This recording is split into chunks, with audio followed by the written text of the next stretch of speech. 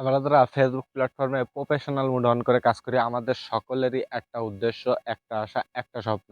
আমরা ফেসবুক থেকে সফল হব, আমাদের ভিডিওগুলো ভাইরাল করব। কিন্তু আমাদের ভিডিও ভাইরাল না হওয়ার পিছনে সবচেয়ে বড় কারণ বা ছোট্ট ছোট কিছু কারণ যেটা আমরা করে থাকি, তার মধ্যেও সবচেয়ে গুরুত্বপূর্ণ হচ্ছে আমরা ভিডিওতে কথা বলি একরকম, আমরা ডেসক্রিপশন লিখি অন্যরকম, আমরা টাইটেল রাখি অন্যরকম, আমরা হ্যাশট্যাগ ব্যবহার করি অন্যরকম।